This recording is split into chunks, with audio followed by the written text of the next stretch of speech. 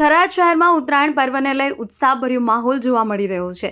ઉત્તરાયણ પર્વ નિમિત્તે ભારતીય જનતા પાર્ટી દ્વારા થરાદ શહેરની તમામ શાળાઓમાં બાળકોને ફ્રીમાં પતંગોનું વિતરણ કરવામાં આવ્યું છે।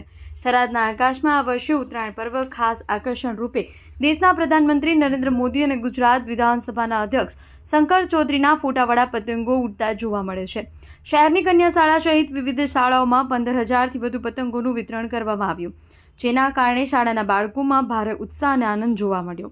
શાળાઓમાં ફ્રીમાં પતંગ વિતરણ થતાં બાળકો ઉત્તરાયણ પર્વને લઈ વધુ ઉમંગ સાથે તૈયારીઓ કરતા નજરે પડ્યા હતા અને બાળકોના ચહેરા પર ખુશી અને ઉત્સાહ સ્પષ્ટ દેખાયો હતો। ઉત્તરાયણ પર્વને યાદગાર બનાવવા માટે ભાજપ દ્વારા કરવામાં આવેલી આ પહેલને શહેરમાં સકારાત્મક પ્રતિસાદ મળ્યો છે।